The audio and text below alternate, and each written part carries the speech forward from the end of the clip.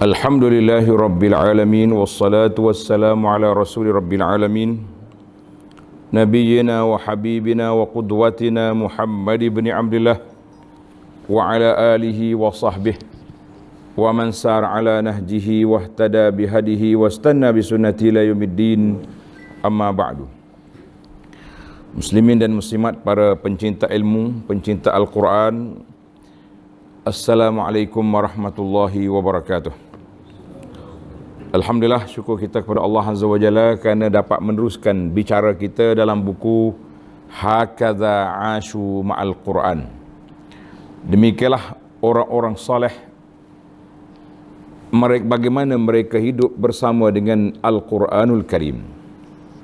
Pada hari ini 27 Safar 1444 bersamaan dengan 24 hari bulan 9 2022, kita akan teruskan bicara kita dalam buku Hakadha Ashu Ma'al Quran ini dalam tajuk kisah Sayyidina Umar, kisah anaknya Ibnu Umar, kisah Ibnu Abbas, dan beberapa kisah dari golongan salafus saleh yang sangat terkesan hidup mereka dengan Al-Quranul Karim, dengan Al-Quran.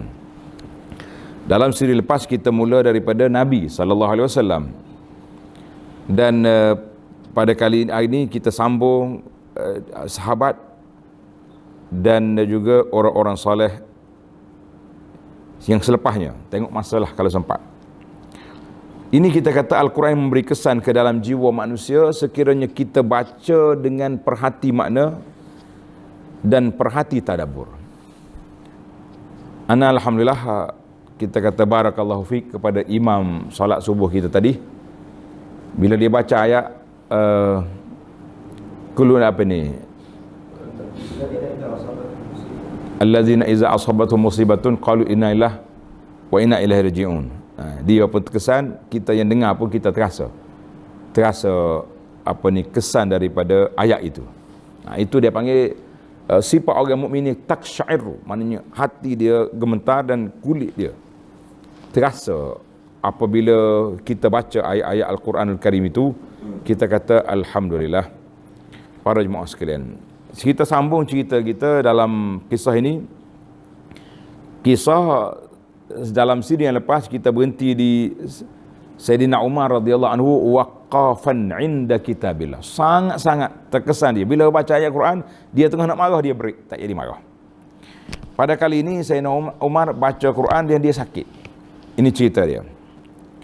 An Hisham ibn al-Husain qala kana Umar bin Khattab radhiyallahu anhu, dia baca ayat yang biasalah, yang biasa dia baca Quran setiap hari berapa juzuk.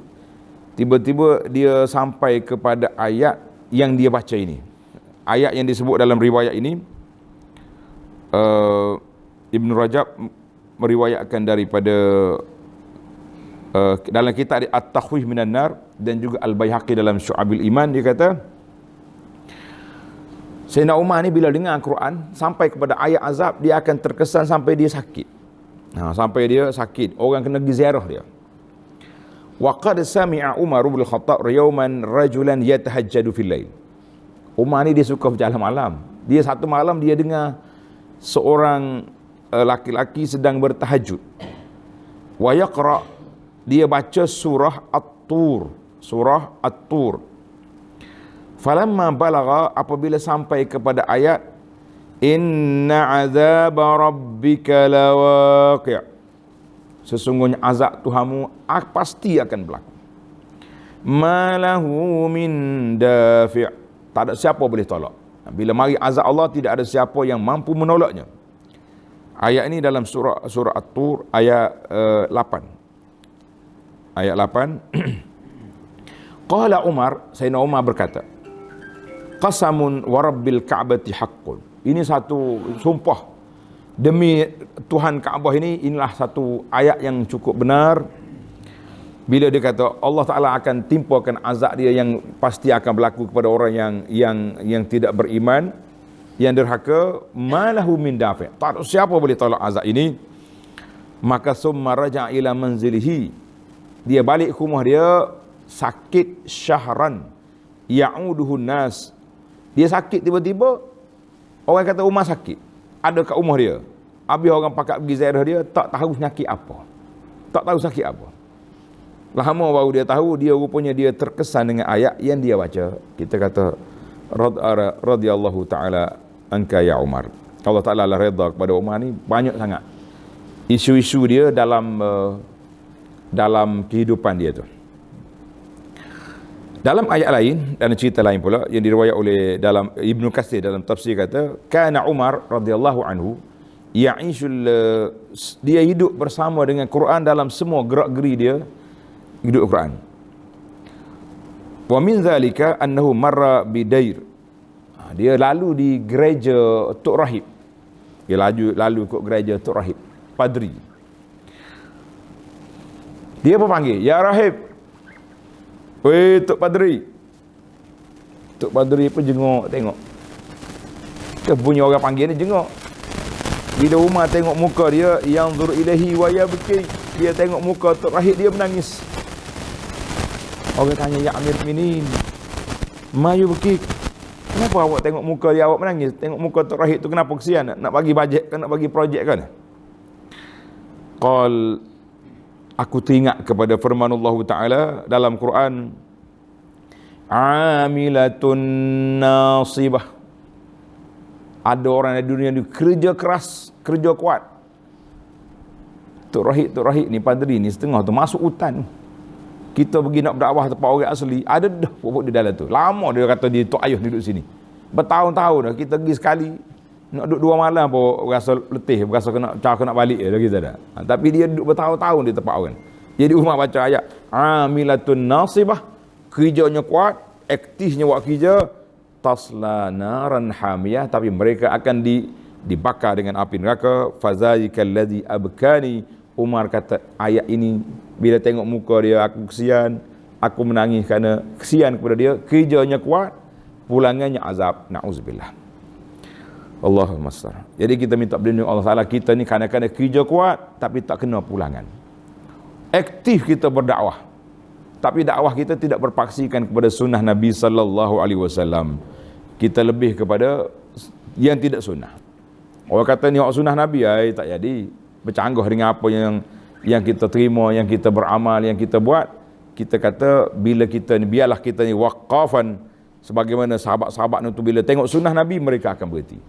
Kita pun ambil juga itu. Kalau tidak kita penat saja, letih. Sebagaimana kata Ibnu Mas'ud, kam min muridin lil khairi lam yusibhu, berapa ramai orang yang nak benda baik tapi tak kena jalan. Jalan selamat, jalan tariq yang dibawa oleh Nabi sallallahu alaihi wasallam. Mari zaman kita ini pula macam-macam turuqat dia panggil, macam-macam jalan orang bawa mari. Kita pun tak ada parameter nak ukur. Sekadar orang kata kita kata la. Ukuran kita duduk di mana? Duduk di taraktu, aku tinggal kepada kamu 2 perkara, iaitu Al-Quran dengan sunnah Nabi sallallahu alaihi wasallam. Sudah pastinya dengan huraian para ulama salafus salih dan para huraian ulama-ulama yang mu'tabar. Habislah cerita Umar. Kita pindah kepada anak dia pula. Cerita anak dia pula, cerita Ibnu Umar. An-Nafi'. Nafi' ni, dia panggil Nafi' ni Maula Ibnu Umar. Maknanya, hak dia merdekakan dia. Siapa dia Nafi' ni? Mari kita tengok siapa dia Nafi'. Nafi' ni orang cerdik. Anak murid Ibnu Umar. Anak duduk di Madinah. Di antara disebut dalam ilmu hadis dia panggil silsilah az-zahabiyah, mata rantaian keemas riwayat hadis yang paling dekat sekali daripada Imam Malik An-Nafi' an Ibni Umar anin Nabi sallallahu alaihi wasallam. 3 orang je, Imam Malik, Nafi', Ibnu Umar. Lepas tu Nabi. Dan kubur Nafi' ni dekat dia dengan Malik. Dekat Malik. Kebetulannya waktu meninggalnya guru kita Syekh Atiyah rahimahullah, Atiyah ni dia khidmat 40 tahun lebih mengajar kitab Muwatta dalam Masjid Nabi sallallahu alaihi wasallam. Dia mati, ada kosong dekat tu. Jadi Atiyah pun sebelah tu juga. Atiyah, Nafi' dengan Imam Malik kata, masya-Allah, Allah Ta'ala takdirkan dia pun, oleh kerana dia duduk khidmat ke kitab hadis ni yang disusun oleh Imam Malik yang nama dia Muwatta, ada kosong waktu dia mati tu. Madinah kan dia buka-buka kubur. Baik, kita cerita Nafi' dulu, cerita orang lain. An-Nafi' rahimahullah ta'ala, kana Ibnu Umar idza qara'a hadhihi al-ayah. Ibnu Umar bila dia baca ayat ini, tanda ni pelajar tadabbur kita, dia suka tulis tanda ayat surah Al-Hadid. Surah Al-Hadid ayat 16. Alam ya'ni lil ladzina amanu an takhsha'a qulubuhum li dzikrillah. Adakah bagi orang yang beriman itu tidakkah yakni, maknanya lembut dah hati-hati orang yang beriman itu apabila mereka dengar ayat-ayat Allah Azza wa Jalla. Bila dengar ayat ini, ia beki, menangis Ibnu Umar, sehingga tangisan dia, orang panggil tangisan yang kuat, yang sungguh-sungguh, kerana dia terkesan dengan ayat yang baca ini. Itulah yang diceritakan oleh orang. Ana pun sebenarnya nak cerita tak nak cerita, tapi masyhur cerita ni, cerita Al-Fudail Ibn Iyad, seorang tokoh ulama besar yang dikatakan As-Fudail ni nakal orangnya, nakal orang. Dia tidak baik, sehingga orang pakat takut belaka kepada dia, takut belaka pada dia. Satu hari, satu malam, Allah Ta'ala takdirkan dia nak berubah. Dia dengar ayat ni, dia pergi kat rumah orang tu nak kacau kawan tu, tiba-tiba dia dengar orang duk baca Quran, duk baca ayat ni, alam ya'ni lil ladzina amanu an takhsha'a qulubuhum li dzikrillah. Orang yang beriman tak lembut ke hati dia bila dengar ayat-ayat Allah Ta'ala?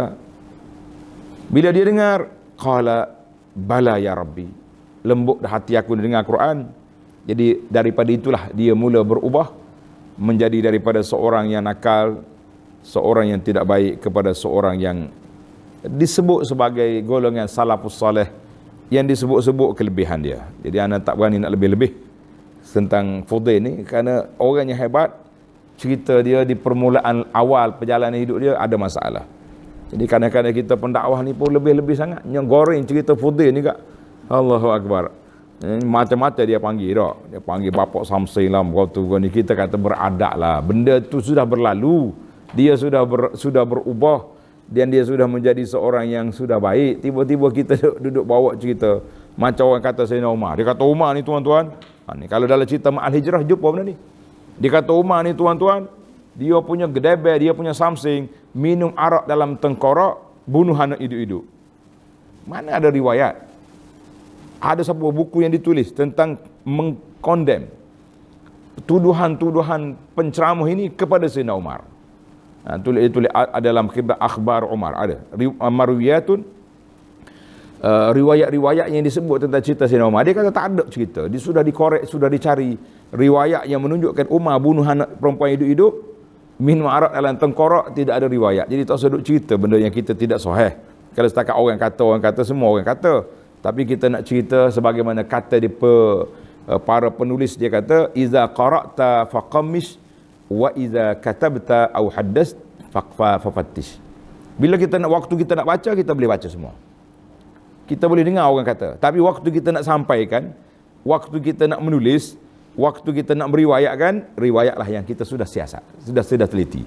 Ini penting dalam cara hidup kita ni. Kalau tidak, semua benda kita baca, nanti kita terpalit dengan menyebarkan berita-berita yang tidak sahih, lebih-lebih lagi yang berkait dengan Nabi sallallahu alaihi wasallam. Baik, cerita Ibnu Umar lagi. Haza Abdullah bin Umar tadabbar. Sayyidina Abdullah bin Umar dia tadabbur ayat surah Ali Imran ayat 92. Lan tanalul birra hatta tunfiqu mimma tuhibbun. Kamu tidak akan dapat betul-betul dapat kebajikan itu sehingga kamu beri nafkah daripada harta yang kamu sayang. Harta yang kamu sayang, kamu beri nafkah. Kita ni, ini ilmu tadabbur. Dia tak mikir, dia tidak baca banyak satu ayat je, tapi dia punya huraian terpanjang, dia punya pemikiran terpanjang. Allah kata, kamu tidak benar-benar mencapai kebajikan sehingga kita nafkah apa? Nafkah daripada apa yang kita sayang. Kita hari ni duk mikir duk milih dah. Allah ni tak apa molek dah ni. Duk lepeti ni banyak hari dah ni. Bagi-bagi orang makan, jangan makan orang pula. Nah, kalau kita hak baru buat tak apa nak bui. Nak pakai yang kita pula tu juga hak lusuh-lusuh hak kita tak sepakar dah. Ngan kita kena bagi kau hak comel-comel. Jangan. Pasal kadang-kadang kali serbai kita ni kita 3 kali pakar serbai. Ni balik ni pakar ni tak balik dah ni serbai ni. Sebab nak bagi kau orang dah. Contohnya kita kata. Jangan pula dia tengok serbai aku ni. Nah, dia kata lepas pada ni kadang-kadang jumpa orang nak bui dah. Suruh saya lagi tengok. Kita nak bui tu biar orang kita sayang. Ni. Lepas ni ada mari minta kena bui dah lah. Dia kata apa dah. Itu dia panggil ilmu tadabbur. Ibnu Umar radhiyallahu anhuma dia kata apa? Fa kana idza a'jabahu syai'un min malihi, mana-mana harta yang dia sayang, yuqarribuhu ila Allah, hak tu hak dia sedekah. Allahu akbar. Wa ka'anna abidahu qad arfu. Hamba-hamba dia tahu dah perangai Ibnu Umar dia akan sedekah yang terbaik. Jadi hamba-hamba dia ni dulu pada Ibnu Umar sapa di masjid. Hamba dia. Maknanya kalau orang tak masuk waktu Ibnu Umar tak sapa lagi, hamba dia ada dah duduk baca Quran, duduk zikir dalam masjid. Fa iza ra'ahu Ibnu Umar, bila dia tengok, Muhammad ni mamak ni ada dah di masjid ni. Nah, dia tengok dua orang ni wara, ataqahu, dia akan merdekakan hamba tu. Orang mari tahu je kita, Ibnu Umar, apa kamu ni tengok orang duduk semaya baca Quran, merdeka selalu. Fa yuqalu innahum yakhda'un. Mereka tipu mu tu Ibnu Umar. Dia bukannya betul pun. Qala man khada'na lillahi in khada'na lahu. Ini Ibnu Umar kata. Siapa dia tipu kita kerana Allah, memang tertipulah kita. Dia tak siasat banyak, tak kata mu ni tak jadi apa ni. Banyak ni hati kotor lah. Mana siapa dia boleh tahu dalam hati orang kotor tak kotor? Kita tak boleh nak korek dalam hati orang. Siapa dia mengaku dia ni tahu dalam hati orang, engkau tinggalkan dia. Mana ada orang tahu dalam hati orang? Anda selalu buat contoh-contoh. Muslimat jangan marahlah, contoh ini. Bila mati seorang pakcik ni, mari 2-3 orang budak kecil. Ni siapa ni? Nak tengok abah, nak tengok daddy. Daddy apanya? Orang mati ni. Ayah dia tu, dia kata. Ayah dia. Rupa-rupanya dia ada bini lain. 2-3 orang mari baby, mari nak cari abah. Jadi bini dia pun heran orang tua ni. Tak tapak kesan sampai 3 orang anak tak boleh kesan. Itu kita kata dalam hati orang tak boleh nak tangka. Tak, baik juga dianya. Sebab itulah ada orang perempuan ni kata kalau nak suami tu baik pelik-pelik. Mula baik dah tapi ni nampak pelik sangat. Pergi siasatlah sikit. Macam nak cover lainnya tu. Cerita lain dah kita ni. Bismillah. Man khada'ana lillahi in khada'na lahu. Siapa dia tipu dia kita kerana Allah, maka kata Ibnu, tertipulah kita kerana Allah Ta'ala. Tak apa, kita tertipu kerana Allah, kita kata biarlah. Allahu Akbar, walillahil hamd. Wa kana lahu jariyatun. Dia ada seorang jari hamba perempuan. Yuhibbuha katsiran. Baik budak perempuan ni, khidmat kuat. Hak tu dia merdeka dulu. Yang tu dia merdeka dulu. Fa'ataqaha wa zawwajaha li maulahu Nafi'. Tengok Nafi' ni. Nafi' ni Maula Ibnu Umar, anak murid dia. Jadi dia tengok hamba dia ni baik, juruh molek-molek, dia merdekakan budak ni, kemudian dia kahwinkan dengan Nafi'.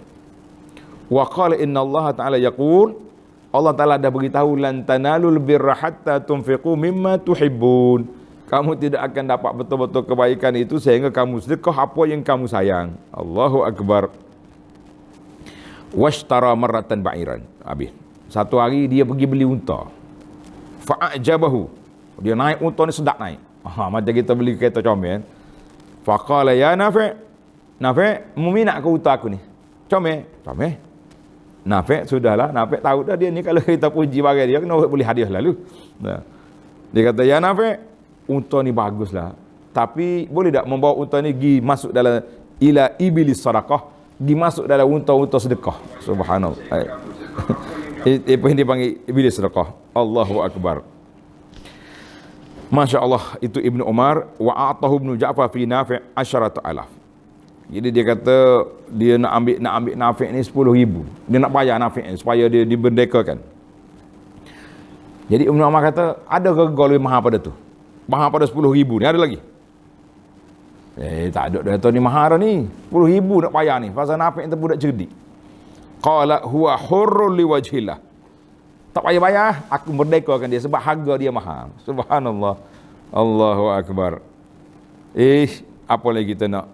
Washtara marratan, satu hari dia beli 5 orang hamba, Ibnu Umar ni. Faqama yusalli. Jadi waktu dia duduk solat, hamba-hamba dia mari semaya juga kali dengan dia. Dia pun tanya, liman sallaitum, mu semaya kerana siapa tadi? Kerana aku ke sana siapa? Faqalu lillah, kerana Allah saya solat. Qal antum ahrar, kamu semua merdeka kepada Allah Azza wa Jalla kerana kamu solat kerana Allah. Aku merdekakan kamu. Kita kata Masya Allah, itu perangai Abdullah bin Umar. Dia tadabbur ayat lan tanalul birra hatta tunfiqu mimma tuhibbun. Jadi kita ni tadabbur ayat ke kita baru baca ayat? Tadabbur dah. Berapa banyak dah benda-benda yang kita sayang, kita sedekah. Ada dah main gitu lah. Ada. Tunjuklah ada tu apa benda. Ada tu apa dia. Allah nak tunjuk bukti tu payah. Ada setengah orang bila tanya, hari ni tuan-tuan baca Quran? Baca. Banyak mana? Tak boleh cerita. Pasal takut riak. Sedap dia tak boleh takut. Kita kata kalau takut riak jangan cerita. Saya memang takut tak ada. Itu yang kita bimbangnya. Ayat ni lantana lubirra ni juga apa yang berlaku kepada Abu Talha Al-Ansari radhiyallahu anhu. Bila turun ayat Quran ni, dia terus pergi tengok mana ke harta dia yang paling dia sayang. Nama dia tengok-tengok, dia panggil Bayruha. Orang panggil Bi'ruha. Bayruha ni yang kita masuk dalam masjid Nabi sekarang ni. Masuk pintu Malik Pahak tu, tepi tu dia ada tanda bulat-bulat macam meja ni. Bulat 3 butir bulat tu. Itu tanda Bayruha. Sekarang ni dia panggil puak-puak al-athar. Puak-puak al-hifazu ala al-asar, yang nak jaga kesan-kesan sejarah, dia tanda balik tempat-tempat sejarah yang terhapus. Cuma macam kalau kita baca dalam kitab Sunan tu, ukuran 2 qalah tu, ingat tak? Dia panggil Bi'ru Buda'ah. Yang itu masuk dalam masjid. Tak tahu di mana ada tanda ke tidak. Bi'ru Buda'ah tu, yang dia ukur berapa qalah tu. Yang masyhur sekarang ni dipanggil Bi'ru Aris. Tempat Nabi kita pergi ke Quba, Nabi kita ni masuk dalam telaga, dia telaga rendah gini, bukan telaga macam kita dalam tu. Dia boleh ambil cairan air. Dan Nabi masuk, dia letak kaki dia situ. Masuk kaki dalam air. Abu Bakar mari letak, Umar mari letak, Osman mari penuh, dia letak jauh. Telaga tu telah ditanda sekarang ni dekat dengan Masjid Quba. Kalau kita pergi di depan Quba tu, belah kanan daripada kiblat, belah kanan dia tanda ni bulat ni. Dia kata ini Bi'ru Aris, tempat telaga Aris dulu. Penting tahu kita belajar sejarah dengan tengok tempat ni, mustahak. Sebab kita boleh tahu lokasi. Bukan kita tujuan kita ni nak pergi gosok-gosok tempat tu, tak ada. Pergi gosok apa, benda tu sudah tidak ada. Tapi kita nak tahu lokasi di mana ke cerita Nabi sallallahu alaihi wasallam satu masa dulu. Cerita bila cari lokasi ni, ingatlah sejarah kita kena ceramah ke Puak Arak dulu. Waktu tu tulis buku sejarah Mekah. Pergi ke Taif, nak pergi cari di mana ke tempat Nabi berehat lepas dia kena lontar ke Puak Thaqif. Nama dia kebun Adas kan, yang Nasara yang masuk Islam tu. Cari dalam buku tak jumpa. Dia tunjuk sini. Kona kereta tak jumpa. Akhir kali kita solat Zuhur di Masjid Abdullah bin Abbas di Taif. Sudah mai tu tanya budak. Ada seorang pemuda, "Wena hazan makan?" Allahnya ceramah, dia kata, "Mu ni mari nak cari khurafat bid'ah apa sini?" Kata, "Maaf ya bid'ah saja, aku nak cari tempat sejarah." Dia ceramah panjang, kata, "Aku nak pergi cari tempat, nak pergi jauh lagi, aku nak mari pada Madinah lagi." Dia pun macam tak percaya, kita curiga orang panggil. Kita pun ambil buka kad matrik. Masa tu anak tengah buat PhD, dia tulis Jamiah Islamiah Doktorah. Dia pun baca. Ya betul dia ni. Apa lekeh gini mari. Dia tanya, "Mu Jamiah Islamiah?" Kata, "Oi, naam." Mahar doktorah, naam. Tak aku nak mari cari benda khurafat sini. Aku nak cari sirah Nabawiyah. Di mana ke lokasi dia? Mustahak kita. Bila kita tahu tempat, seronok. Sebab itulah kalau pergi Madinah, pergi Mekah, kita akan bawa jemaah ni. Nak pergi mana? Pergi tempat-tempat sejarah yang kita tahu. Dipanggil jejak sirah. Penting tu. Seronok. Jadi Abu Talha, bila ayat turun ayat Quran, dia pergi jumpa Nabi SAW. Dia kata, "Ya Rasulullah, Allah Ta'ala sebut pada kita, lan tanalul birra hatta tunfiqu ma tuhibbun fa sab'atun min habbi amwali bayruha. Harta yang paling aku sayang bayruha. Ij'alhu dha'ha fi masjid. Dia suruh ke Nabi wakaf. Buatlah apa nak buat. Tapi Nabi SAW sangat prihatin. Abu Talha ni banyak keluarga. Maka Nabi kata dha'ha fil aqrabin. Nabi kata jadikan dia wakaf untuk keluarga. Wakaf akrabin. Dia boleh macam tu. Baik, dalam bab wakaf ni panjang pula. Yang pentingnya kita duk mikir berapa banyak dah kita ni sedekah benda-benda yang kita sayang. Hak kita sayang tu kita sedekah. Kita masuk pada kisah lain pula, kisah Ali ibn al-Husain. Ali ibn al-Husain, cucu Nabi. Dia kata Ali ni bersifat dengan seorang muttaqin, seorang yang bertakwa.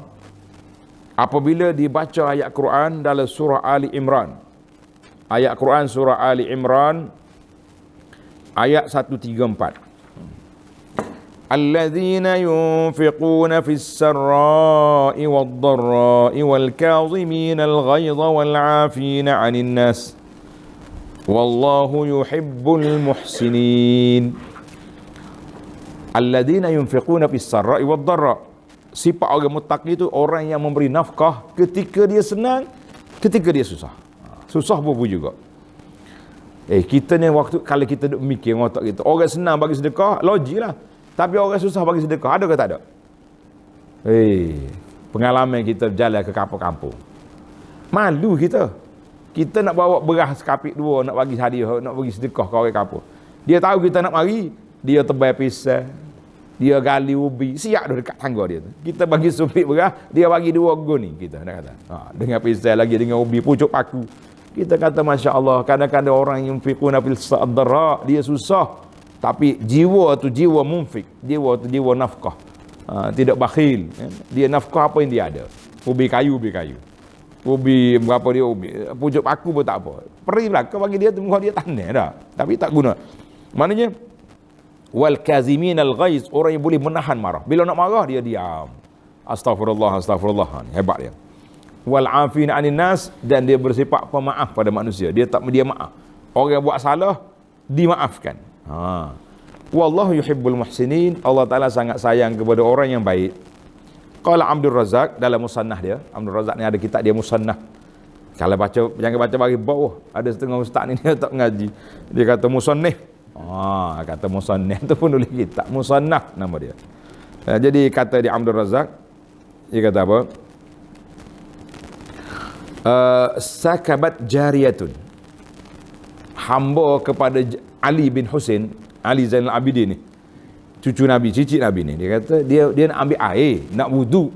Dia akak bekah dia tu jatuh atas kepala kawan tu bekah. Jadi dia kawan duduk cokoh nak ambil wudu. Dia bawa air mari nak bagi air, pom jatuh atas kepala, luka. Allahu akbar. Bukan main. Lama dulu bekah dengan batu, dengan kayu, dengan apa ni, dengan tanah tu.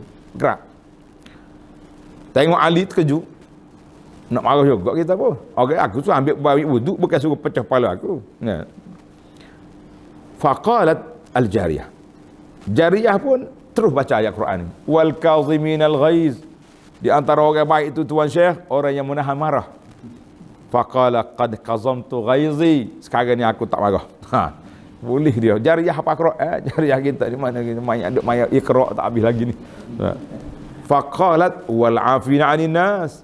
Dia juga maaf pada orang, tak berdendam. Qala afallahu anki. Allah Taala maaf kepadamu. Jatuh atas kepala aku luka-luka, duk main baca Quran pula. Faqalat wallahu yuhibbul muhsinin.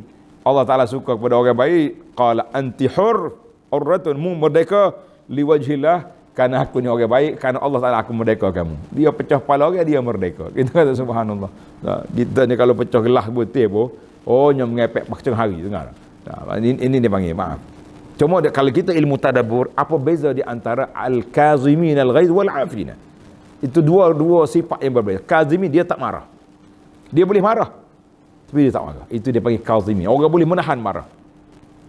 Ni ada setengah orang ni, dia bila nak marah orang, dia marah sungguh. Dia maki, kata macam-macam, bahasa gila, habis bahasa guna. Lepas habis bahasa dia, lepas semua dia meletup habis, dia pergosok dada dia. Nasib baiklah saya sabar. Orang hok dengar tadi bengok. Mu kata aku macam-macam, mu sabar. Kali kalau tak sabar macam mana? Kali bunuh terus kan macam mana? Mana ada sabar lepas pada tu? Ingat cerita seorang perempuan duduk kat kubur. Duduk menangis di kubur.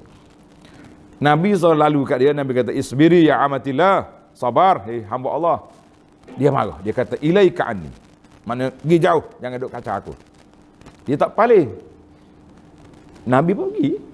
Orang mari. Makcik. Ta'rifu man? Mu tahu siapa yang bercakap dengan mu tadi? Mana aku tahu, dia kacau. Dia kata Rasulullah sallallahu alaihi wasallam. Sudah dia dengar Rasulullah, banguslah dia pergi cari Nabi nak minta maaf sebab dia halau Nabi tadi. Dan kalau dia tahu dia berdosa tapi dia tak tahu nak kata apa. Dia jumpa dengan Nabi, Nabi kata innamas sabru 'inda sadmatil ula. Sabar itu ketika mula-mula terjadi. Maknanya kalau kita boleh sabar ketika tu sabarlah kita ni. Ni lepas kita maki dulu, bui dulu habis meletup habis dah. Lepas tu kata alhamdulillah nasib baik saya sabar. Kita kata tak apa. Kalau sabar lagu tu sabar berlaku atas dunia ni. Cuma wal afina. Afi tu memaafkan, artinya dia tidak ada dendam. Tak ada lagi aku sabar, tapi dalam hati tu berasa gelegok sekali. Setiap kali tengok muka kau ni berasa nak tumbuk ya. Alah, itu bukan afin. Afin ni maknanya lepas pada dia sabar, dia tidak maaf, tidak ambil tindakan. Itu dia panggil afin. Kita maafkan dia. Sebab tu di antara kisah yang sangat menariklah untuk kita tadabbur, kisah Sayyidina Yusuf alaihi wa ala nabiyyina salatu wassalam. Nabi Yusuf alaihi salam, waktu dia kumpul balik dengan adik-adik dia, jumpa semula, dia kata apa? Alhamdulillahillazi akhrajani minas sijni. Segala puji bagi Allah yang mengeluarkan aku daripada penjara. Ulama tadabbur kata tingginya akhlak Yusuf alaihi salam. Coba dia kata, segala puji bagi Allah yang menyelamatkan aku daripada telaga. Mana aja dia? Oh, bergalah. Dah, muka adik-adik dia mesti akan jadi hitam sebab yang campur dia dalam telaga siapa?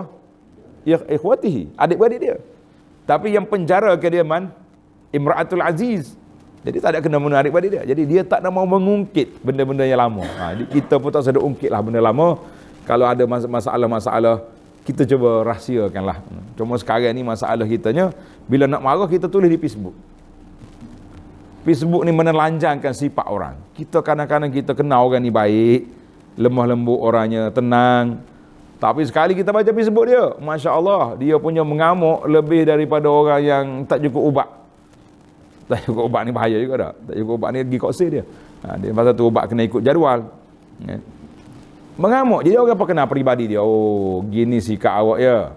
Jadi sebab itulah kita ni, sebagaimana kata orang tua-tua, kalau nak tulis apa-apa, nak kata apa-apa, tengok kiri kanan dulu. Mana tengok kiri kanan tu, bukan kita duduk sore atas dunia ni, ramai lagi orang. Boleh jadi orang ni marah. Jadi kita kena belajar akhlak, kita kena belajar adab. Yang Yusuf kata, la tasriba alaikumul yaum, yaghfirullahu li wa lakum. Tak ada aku maaflah kepada hari ni, tak ada masalah, tutup fail lama, Allah Ta'ala maaf kepada aku dan kepada kamu. Kita kata Masya Allah. Tengok ni, baca ayat Quran ni, ayat kena tadabbur. Cuma macam mana? Kita maaf ada. Wallahu yuhibbul muhsinin. Allah Ta'ala maaf, suka kepada orang yang apa? Yang baik. Jadi macam mana? Boleh siapa peringkat ni kita ni? Peringkat maaf, tak bagi tindakan, bagi hadiah pula. Lagi tinggi darjah. Orang kita nak arah tadi, kita bagi hadiah pula pada dia. Biar dia rasa Allah pelik dia ni. Aku kata kepada dia kata dia bagi hadiah pada aku. Ini yang dikatakan oleh orang, kita ni kena jadi macam pokok. Apa dia pokok? Kita lontar dia dengan batu, dia gugurkan kepada dia dengan buah. Sedap juga kata-kata hikmah orang tak? Jadilah seperti pokok yang berbuah, dilontar dengan batu, digugurnya buah. Kecuali awak lontar tak pandang, mungkin lontar dahan, batu tu naik atas kepala sendiri. Itu bukan salah pokok, salah kamu. Apa hidup peko tak punya Kelantan kuat ni. Apa dia duduk lontar apa ni atas dahan, lontar buah lah. Jadi bukan salah pokok, salah kita. Mai kita tamat ada satu cerita lagi lah. An Abbad bin Hamzah qalat dakhaltu ala Asma radhiyallahu anha. Biasa kalau Asma ni Asma binti Abi Bakar lah. Sebab dia yang paling masyhur di kalangan Asma. Ada lagi Asma binti Umis, Daud, nama-nama lain. Dia kata wahya taqra, dia sedang baca ayat Quran. Famannallahu alaina wa waqana azabas samum. Surah At-Tur ayat 27. Jadi manallahu alaina wa waqana. Allah Taala beri anugerahkan kepada kita banyak nikmat dan Allah Taala jaga kita daripada azab yang begitu dahsyat. Qala fa waqafat alaiha.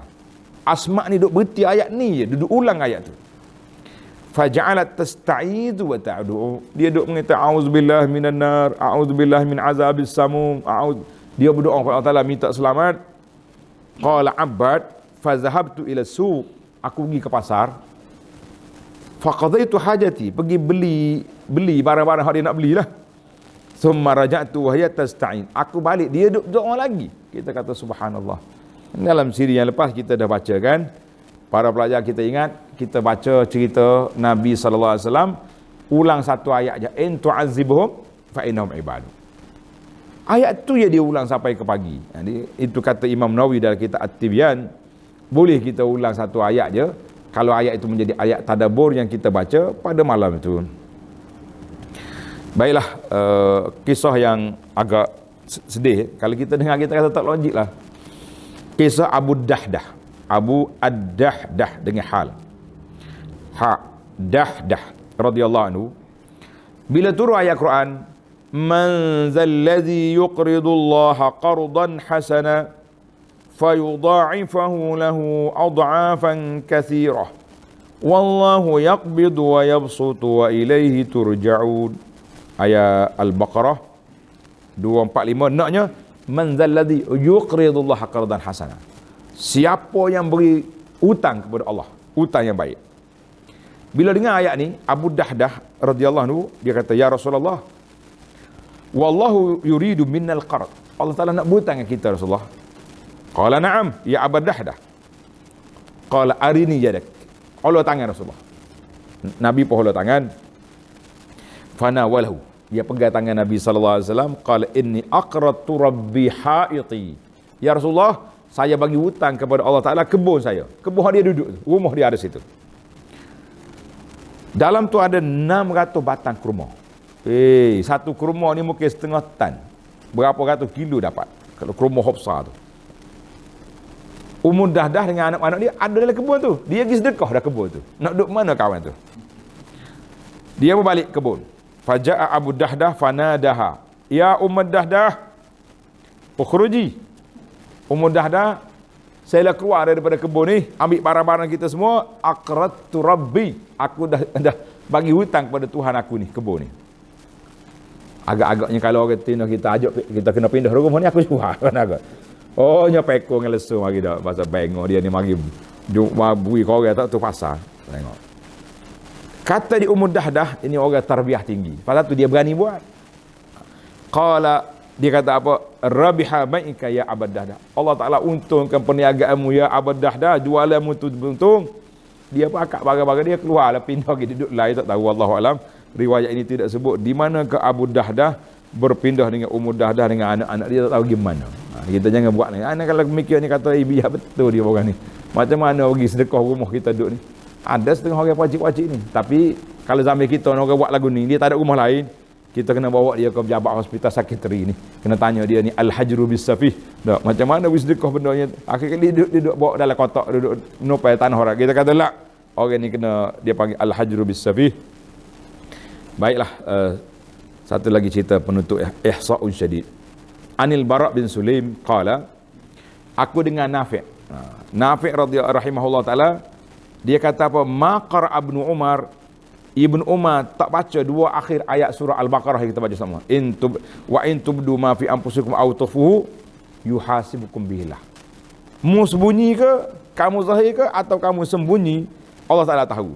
Summa yaqul, Ibnu Umar kata, in hadzal la ihsa'un syadid. Sesungguhnya kira-kira ni sangat dahsyat. In tubdu wa in aw tukhfu. Hakmu zahir atau kamu sembunyi, semuanya diketahui oleh Allah Azza wa Jalla. Jadi para jemaah sekalian, marilah kita muhasabah diri kita, bagaimana kesan kita, ta'assur kita kepada Al-Quran, sebagaimana daripada kisah-kisah yang disebut oleh para salafus salih yang terdahulu, dan juga orang-orang salih di zaman kita juga masih lagi terkesan dengan Al-Quran. Allahumma ja'alna min ahlil Quran. Ya Allah, jadikan hati kami ini ahlul Quran, jadikan hati kami ini lembut apabila dengar Quran. Jadilah kehidupan kami di bawah fi zilalil Quran, di bawah bayangan Al-Quran yang akan mendapat keredaanmu, mendapat syafaat Nabi sallallahu alaihi wasallam di akhirat nanti, dan melayakkan kita ke syurga serta melayakkan kita untuk memandang kepada wajah Allah Azza wa Jalla.